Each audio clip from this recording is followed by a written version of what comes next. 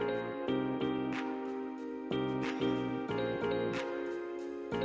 everyone, welcome to another episode of Content and Conversation. Today I'm excited to have Ryan Farley on the program, CMO and co-founder of the very impressive LawnStarter startup, started here in Austin. Is that correct? That's correct. And just a machine from SEO standpoint, over 2 million traffic value according to Ahrefs. Essentially, anytime you search Austin lawn mowing, Stuff like that. Yeah. stuff like that, they're going to show up. So thanks for coming on, Ryan. Yeah, happy to be here. Big fan of the show. Appreciate it. Yeah, I've always noticed, I think we originally had a dinner at some point together several years ago and noticed your company on the up. You recently acquired a big competitor of yours. Always been doing a great job from an SEO standpoint, as the metrics clearly shine out. Something that stood out, I mean, in looking at these metrics, you are just crushing it there. And I look at your background, you're a CMO. I don't see SEO in your background on LinkedIn. Like, did you think about SEO for this company, like starting it? You knew there was an advantage there. Did you teach it yourself? How did you think about that starting the company? Yeah, so 8 or 9 years ago, when we were kind of starting the company and thinking like we want to be a marketplace for lawn care, we want to acquire a bunch of consumers, we pretty quickly figured out that like the search volume was there. Mm-hmm. It's funny, like 8, 9 years ago, everybody was saying, "Oh no, it's going to be way too competitive. Like, figure something else out." Yeah.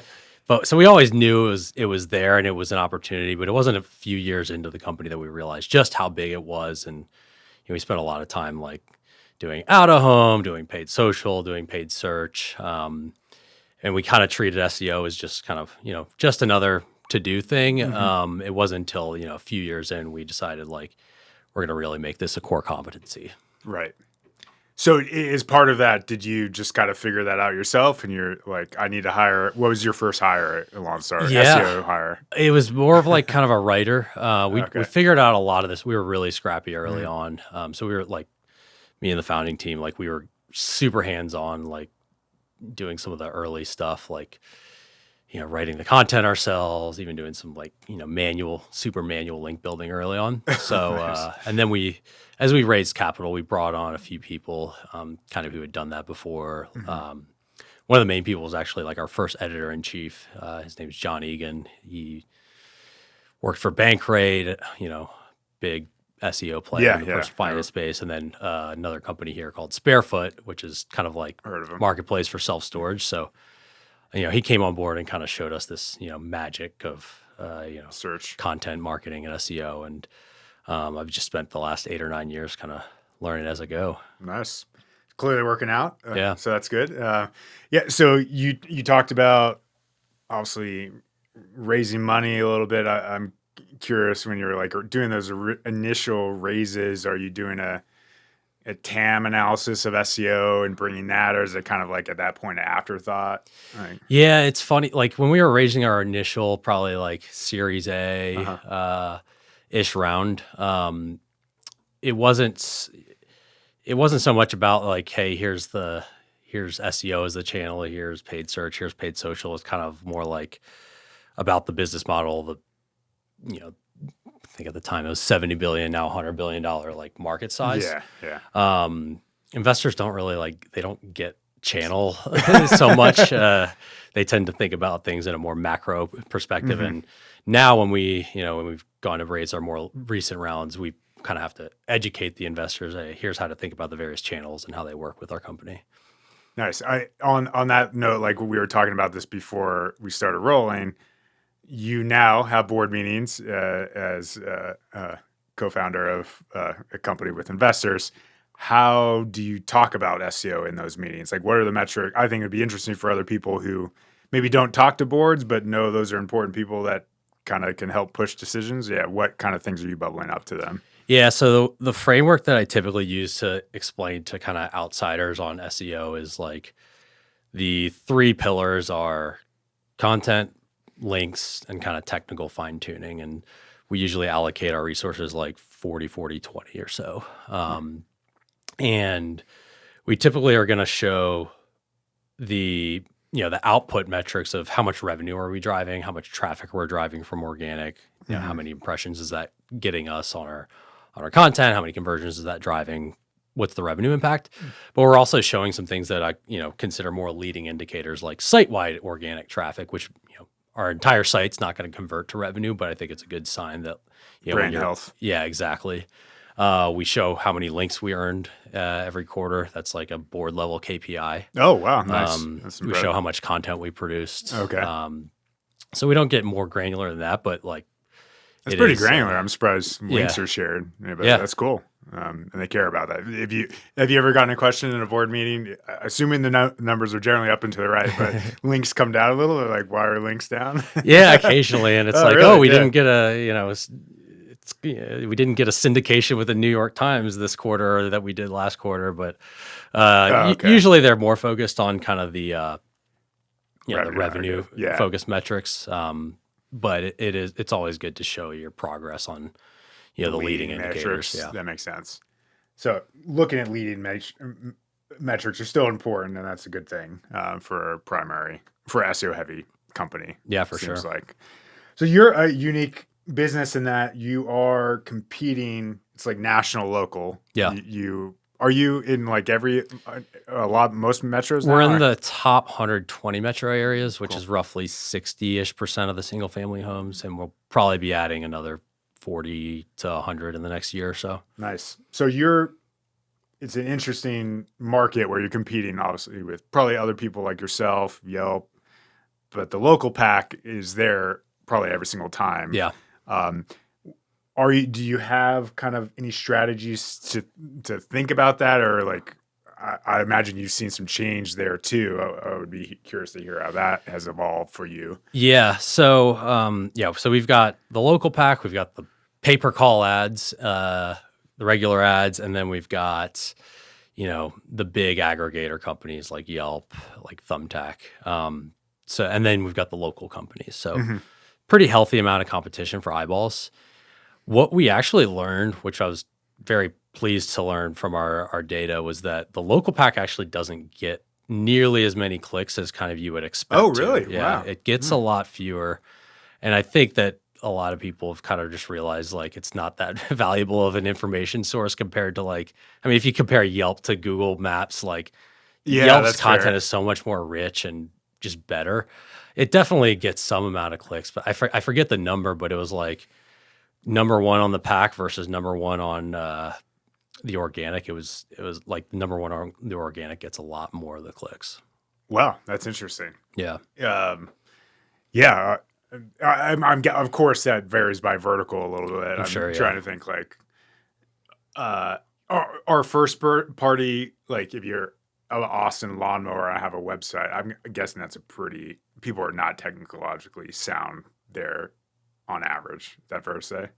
Yeah, that's fair. Yeah.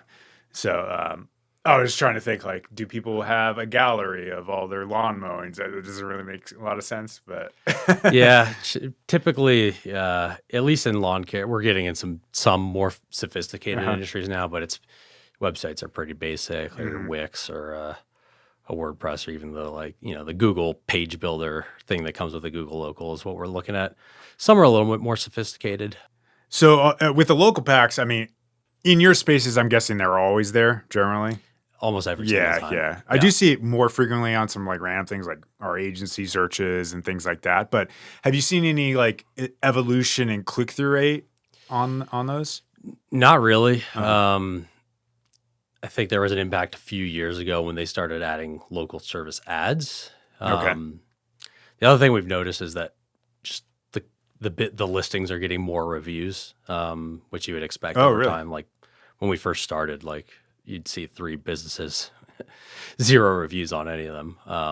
But other than that, I think there've been some change ups within the local ranking to be a little bit more close to your search location. But as far as where we play in the organic results, nothing that's affected us too much. When you say reviews, is that schema markup? No, on the actual local businesses that appear in the pack, the volume of reviews for them is significant. Yeah. Local businesses are catching on that's probably the best thing, your mom and pop business can do to drive revenues, just get Google reviews. Yeah. It was interesting recently checking, maybe this is not a direct relevance for what you do, but are people like using Yelp less often? It does seem like Google has super high volume recently when I've looked at those. Yeah, I don't know. Don't know for sure. Yeah. Yeah.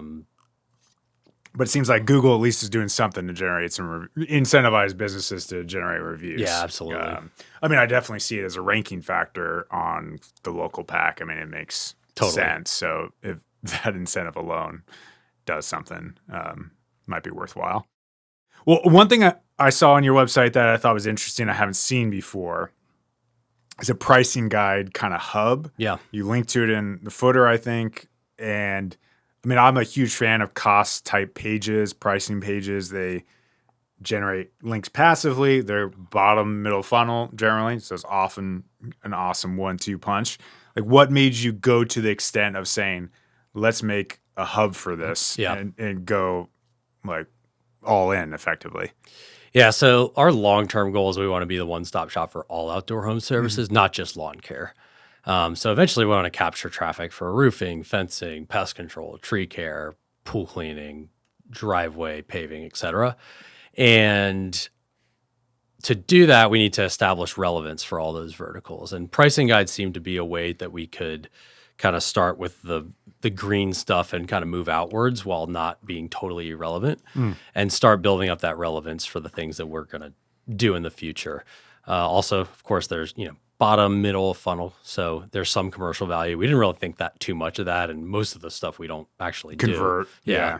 And then anytime you can create like a piece of content that's both templatizable and good, it's just a lot easier to produce. Some things. Agreed. Yeah, that makes sense. Sometimes it's like templated sucks. But in this case, they don't follow the exact same template, but they all cover kind of the same types of things. If it works, yeah. Exactly.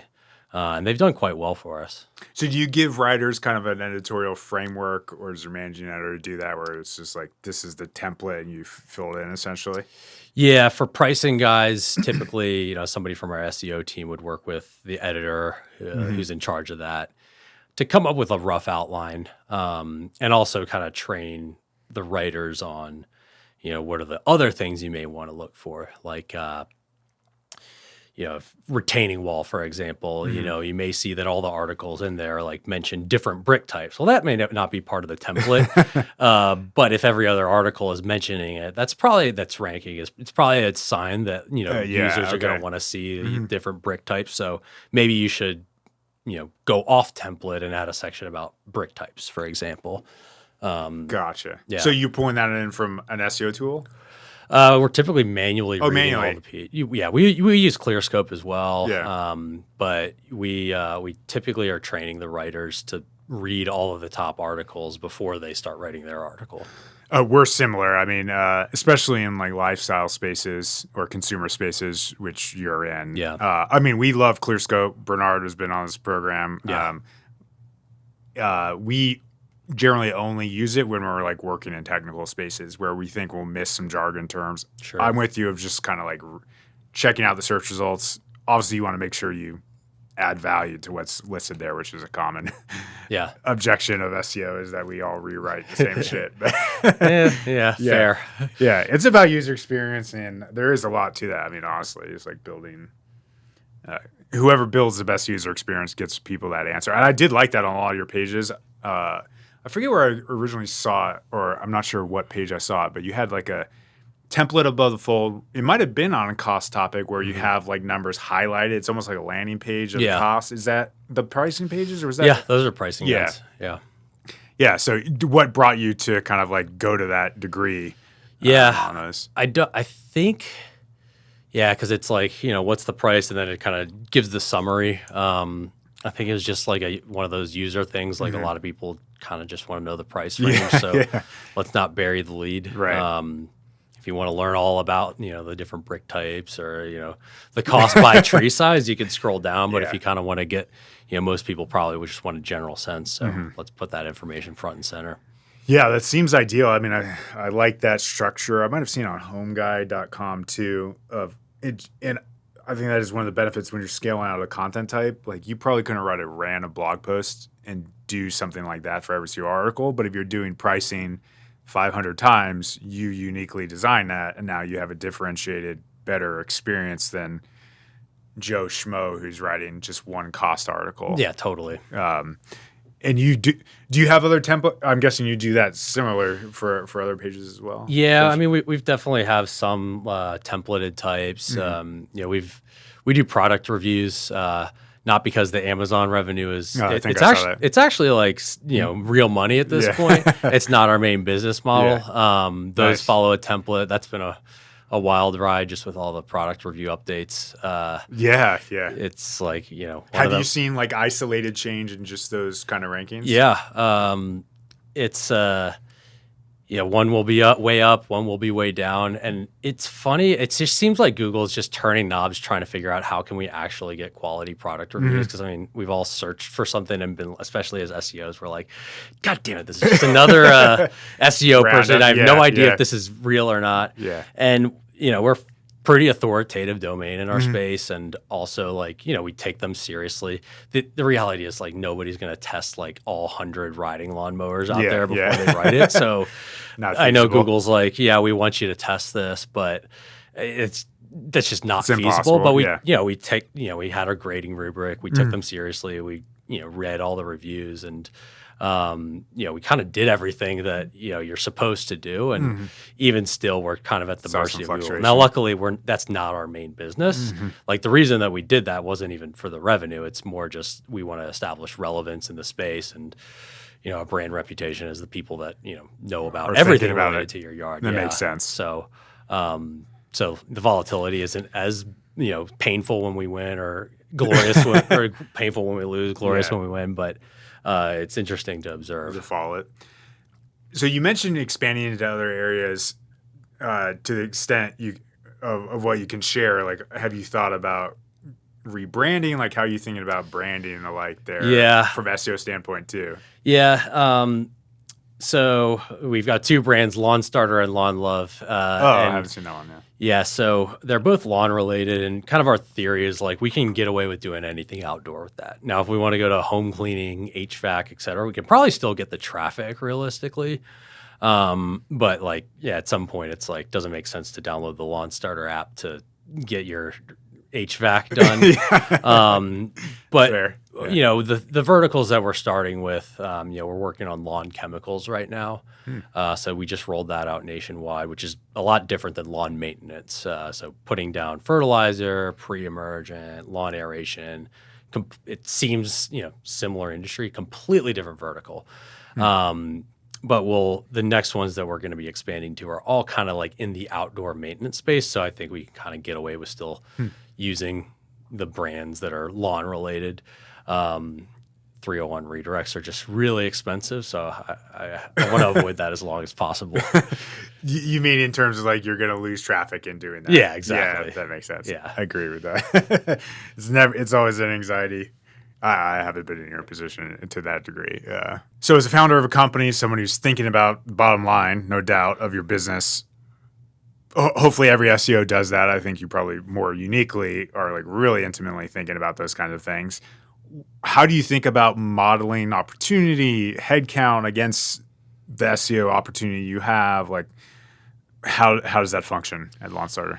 Yeah, somewhat of an art and a science, and it's a question I get a lot. I was like, how do you think about the ROI of this? And it's so much different than any advertising channel where you spend $1, you get a action, right? An impression, a click, a lead, a conversion, whatever it may be. And kind of I've come up with this like heuristic that I use, which is whatever the gains between this year and next year are, the money we spend this year gets us those gains times 3. Because let's say we invest a ton in SEO this year, we grow our traffic 300%, we could get rid of the entire team and stop doing SEO. We're probably going to get that traffic for a while. Now, eventually it'll decline because of competition, because of algorithm updates, because the content needs updating. But roughly speaking, I think you'll get about 3 times the gain from next year.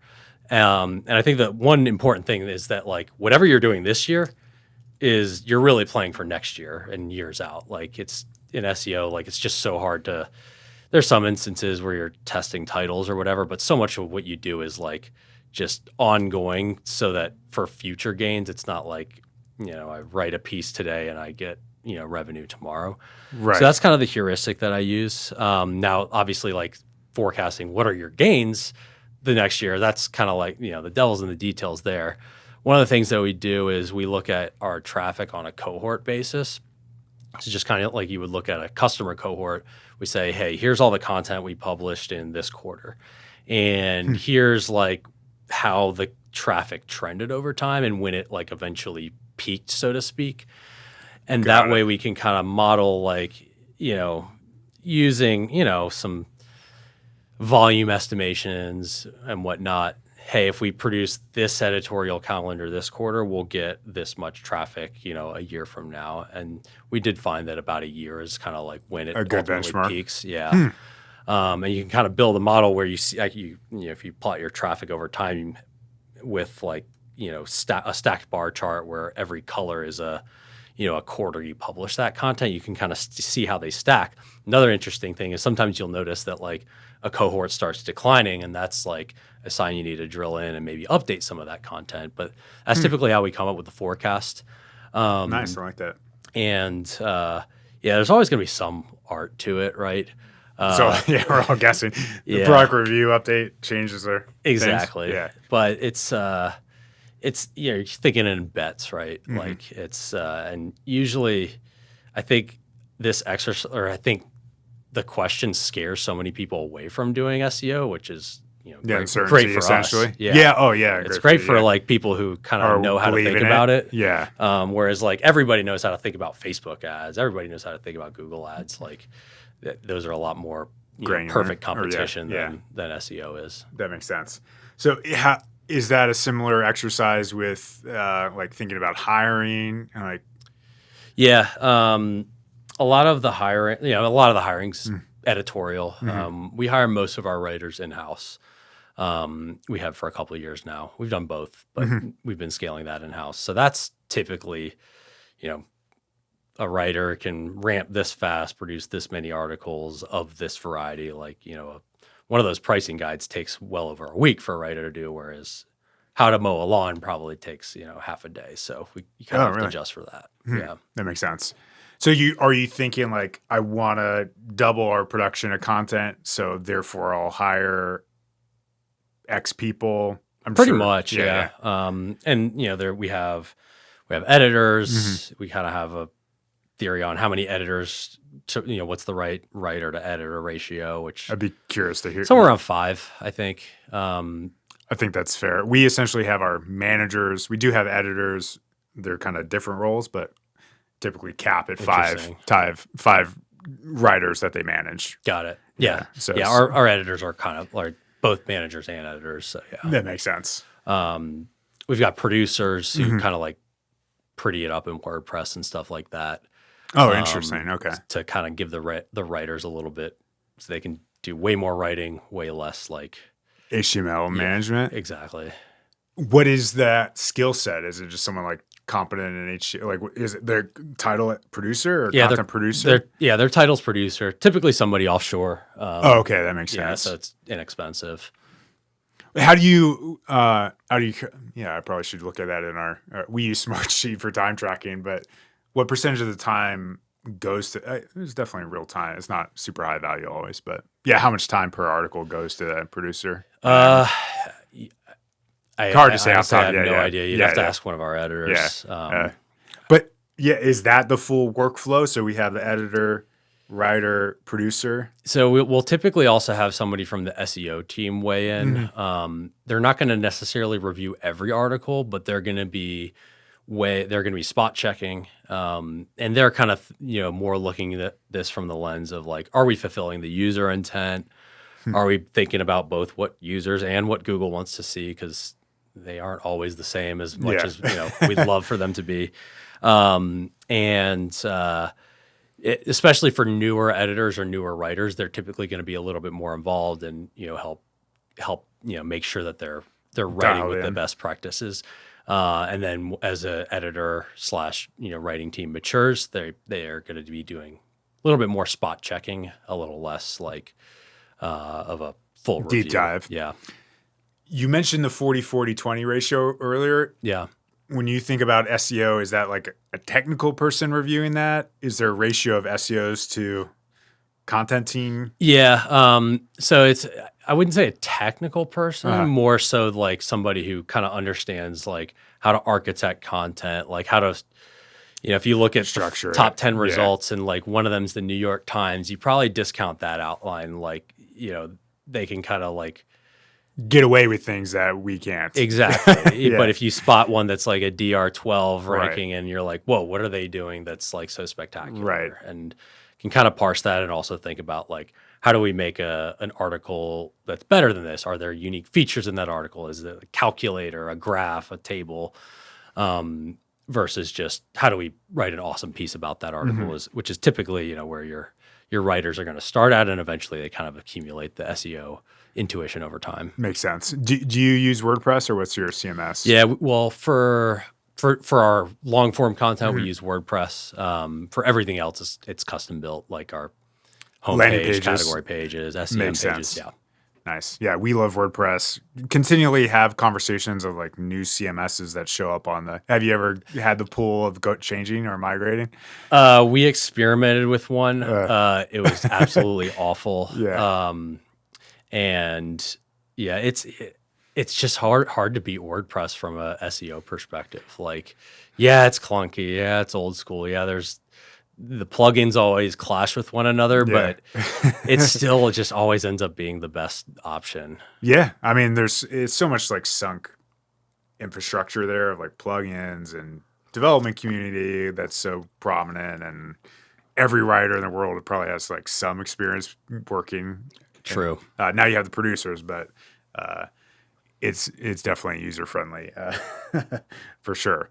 Yeah. So like when you're thinking about in like the future of LawnStarter and defending those rankings, we already talked about a migration of brand and what have you. Like, how are you thinking about your ranking? We're talking about the projection. How are you going to still be ranking in 2025? Yeah. So what Google like wants to see and what Google is rewarding, they're pretty close now. Like 10 years ago, you kind of had to make a trade-off. Do I do what Google is rewarding or what Google wants to see? And now That makes like sense. they're becoming a lot more aligned. They aren't always aligned. But we're always going to err towards the side of like, what does Google want to see long term? We're going to pay attention to what Google's rewarding as well. But we're not going to take risks. Like, we've still got some competitors that are like, where keyword stuffing is working for them. And you're like, how is that still working? Yeah. We're just going to stay away from that stuff and kind of avoid the temptation, just because like we've seen how this movie plays out. Like eventually Google's going to catch up. When it comes to like the long form content, we also, one of the things that we're, thinking a lot about is like, how do we make sure we're providing unique value? Like, are we getting expert quotes for things? Are we going, getting first party sources instead of just reading, Wikipedia and the other top 10 results and regurgitating it. I think another thing that like, Google's probably going to like eventually stop doing is like just rewarding the 2,000 word blog post that covers every little bit of the topic and like probably, reward things that are a little bit more unique perspectives on things. And maybe they're like, not every article needs 2,000 words. A lot of them probably need 250 words. So we try to balance those things and do both, if we can, do both what Google's rewarding and like what's great for users, and always err towards like, what Google wants to see long term. Yeah, I'm seeing that too a little bit. It does seem like it's happening a little more and more in the search results I'm looking at, where like slightly shorter content is starting to perform well. Interesting. I don't have like a huge sample size or corpus to look at that. But to your point, like they do seem increasingly the case where if they have enough user experience metrics, maybe they can oversee that or like look over that, or it's like if you have a ton of links, which you do, and those things click, maybe it's enough. I'm not sure. I mean, there's like so many articles still where it's like, here's the, what are the best bank accounts or whatever, and Mhm. it's like, what is a bank account? Yeah, What it's is a checking? What terrible. does it That should not be save? It's like, ranking. come Yeah. on, Yeah. like at some Those sites point, should be hit. Yeah. yeah, at some point, like that's got to stop, right? Right. Yeah. So that's kind of one of the things that we talk a lot about is like, okay, like yes, our law articles are doing what is a bank account or whatever, Uh-huh. but does this really make sense to be here? Probably not. Yeah. I would agree with that. It's like logically thinking through each topic and whether or not it makes sense or not. Because some people know that already. They know what a bank account is. Hopefully. Yeah, exactly. So when they're searching that term, you should independently verify some of those things. Yeah, for sure. Yeah, the other thing that I think is like we've seen is just like Google just seems to still reward brands.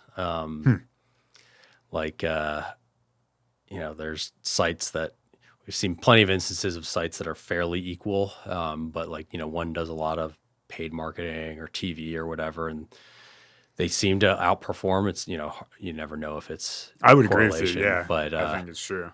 Like, especially when Google's trying to like combat, misinformation and bad product reviews, et cetera. It's like you only have so many ways you can do that. You could fact check every article individually, which just seems probably, not possible. But like, it's like links and brand are like the two things that you just can't copy, right? Like everything else you can copy. You can copy UX, you can copy outlines, you can copy even like, somebody who did first party reporting, you can write an article that makes it look like you did that. But it's kind of hard to copy brand. What's interesting, I don't know, that's leading to, are you making secondary investments with the thought that it's impacting like, are you thinking about, I don't know if you're doing commercials or any other kind of like things in that direction or? Yeah. We definitely have, a fair share of offline marketing. Yeah. We're not thinking of it purely from the perspective of, hey, this is for Google. Like, any channel that we're doing has got to perform on its own right. Yeah. And we're always experimenting and measuring this stuff. We're definitely not at the scale where we're spending money on billboards and TV just to enhance our brand reputation. We still have to care about dollars in, dollars out. But there's, anytime you're doing any kind of push marketing campaign, I think whether it's Facebook, whether it's TV, whether it's TikTok, whatever it may be, anything to basically generate impressions or whatnot, like you should think about that. Hey, this does have kind of a halo effect on the overall organic campaign. Traffic, on all your other marketing, and you can kind of like, I think you can put somewhat of a fudge factor in, like, hey, our CAC is this, but let's give ourselves a little bit more credit because our organic click-through rate might increase or something like that. And some brands have actually experimented with that and like come up with it. Our head of analytics worked at MailChimp doing some like insane marketing mix modeling stuff. We're not there yet. So you can do that, but I think that you could also get 80% as far, just kind of like thinking about it logically. And it's that makes hey, sense. there's got to be some benefit to showing a lot of people our brand, and that's how we think about all our readership. Is like a lot of 90% of the content we write is not going to ever convert to dollars, and we don't run ads on our content, so it's really just a cost. But millions of readers every month, like that can't not impact things just a little bit, right? Right, that makes sense. And so that is how you're thinking about content essentially for a huge percentage of your budget there? Well, yes and no. Like we budget so that it's going to have a positive ROI. That makes sense, but hopefully it's even bigger than exactly to the point where you're saying. Exactly. Which is, I love that thinking. It's like positive, but you're hopefully the reality when the messy is way above, potentially above that. Maybe not way, but. Yeah, absolutely. Yeah. And it matters. I think in our industry, it probably matters a little less than something like content marketing, where like, people are probably like stumbling across the same brands over and over again. But something like, I want to say it's like 10% of our visitors to our content are return visitors, which like I never really expect. I figured people read and left, and they figured out how to mow a lawn and never came back. But do you do I imagine maybe a lot of people call, I haven't checked out your exact conversion flow, but like attribution on that, like read an article, read your blog, or Yeah. We don't, the things that you would expect are part of the buying funnel, like pricing guides or lawnmowers. Yeah. Yeah. They're part of it. Okay. But like, sense. Somebody who read, how to get rid of bed bugs, we they probably forgot. We haven't put a lot of thought into like, oh, does that subliminally make you remember us and come back? I think it's a little tough to stitch that journey together. So it's a little bit more of a leap of faith that like over time, just seeing our logo, reading our content will build something. Yeah. It makes sense. I definitely see that, especially in like less consumer. Oh, I mean, a lot of finance verticals.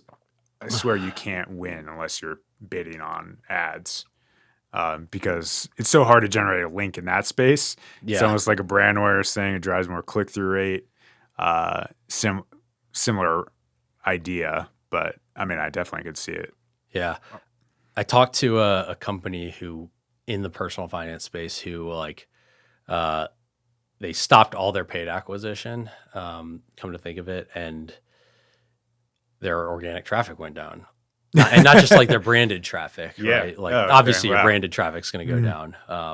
Now, like could have, that coincided with an algorithm update. I don't know, but I mean, there are old studies. I haven't seen a recent study of like you run paid and organic at the same time. Yeah. That's almost branded in its own. Yeah. But I could see other effects too. Yeah, that's something we're actually looking into right now is to see like is paid driving organic or paid search driving or is it cannibalizing organic or is it neutral? Oh, interesting. Yeah. We'll definitely have to hear back on that. Yeah, I'll let you know how it goes. Nice. So, I mean, this has been great, Ryan. Like anything I didn't ask you about your SEO campaign or? Not that I can think of. The way you're thinking about it. No. Is there anything that like keeps you up at night about search? I always think about what's going to replace Google. Yeah, you made me think of TikTok. I was going to almost ask you about. So here I am. Yeah, Dave, do you do stuff on TikTok? Have you heard about TikTok search? I don't think it really makes sense for me. But I don't think it really makes sense for us. I hear from employees all the time, why aren't we on TikTok? Why aren't we on TikTok? And it's either because I think that it's not like a good focus area for us or because I'm too old to get it. We'll see which one it is, but it's definitely, it's the first big platform that's come out in so long. Yeah. I saw today, like they're expanding their description to 2,000 characters. So it's definitely something I've been paying attention. We haven't experimented with it, but definitely paying attention to it. The other big thing is like, what is AI? What is language like GPT-3 and stuff going to do to the internet? Yeah, have you played with that at all? I'm sure you probably don't want to. I've played with it a lot. Never like in the site. Never published it on any of our core sites or anything like that. But I've played with it a lot because it's just super cool. I think a lot of the GPT-3 sites got pretty demolished in this core update. Yeah. I've seen a couple kind of trending around. But it's like, what does the internet look like when machines can write better content than us? Yeah, we'll see. I mean, I don't know what you've seen from experimenting. It's one of those things where it's like it gets to a C+, but like the marginal value of being the A+ is just like so much stronger that it's just hard. Like we thought about it for like, I hear about the value of accelerating outlines sometimes, and I don't know. It would turn it to almost to the benefit of what you said of like you have the team look at the search result themselves. I think it's kind of a similar method. If like you start doing stuff that way, it turns into a robotic feeling article. And like I was like kind of like when it first came or I first got access to the beta, and I was showing everybody. I was like, guys, we could like. I was kind of the idiot in the room. I was like, look what we could do with this. Yeah. And Matei, our SEO director, was like, I guarantee there's a team at Google fingerprinting this right now. And I was like, yeah. And I talked to some people who like actually understand this better than I do. And they're like, oh yeah, fingerprinting this is no issue whatsoever. Oh, really? Repurposes a certain corpus of words or something. Yeah, exactly. Like I think if you can generate it, you could probably figure out how it was generated. I'm too dumb. That makes sense. Actually know. Yeah, but it's not a risk I'm really willing to take. I may if I had a a burner Side site or site, something, I would mess around with it just for fun. But we're looking at using it like within our product, for example, like live chat type things. Makes sense. But yeah, I mean, at some point, I feel like it's going to get better. I heard Amazon just rolled out their own model actually too. Really? We'll have to check that one out. I don't know how much better it is. Yeah. But yeah, it's going to keep. There's GPT-2 obviously, and now there's 3, maybe 4 will be a similar evolution. It can't be. Got to still pay attention, obviously, in your shoes, my shoes. Yeah. As a content firm. I think there's AI for design now too, which is interesting to watch. Yeah. Have you played with that at all? No, I haven't. Yeah. But I've seen some of the results. Yeah. It's pretty crazy. Yeah, it is pretty crazy. It can be pretty good. I mean, I haven't deeply looked at it, but I could see if you designed a site around that kind of sort of somewhat abstract image, maybe it could work. Yeah. But if you like had a super strict brand guideline, I don't know. It's pretty good apparently, but I've still not seen it there yet. Yeah. Either. But your mileage may vary. Well, great, Ryan. This was awesome. Everyone go get their lawns cut by you. Thank you. LawnStarter.com, and hopefully expanding product line coming soon. So appreciate you coming on, Ryan. Awesome. Thanks, Ross.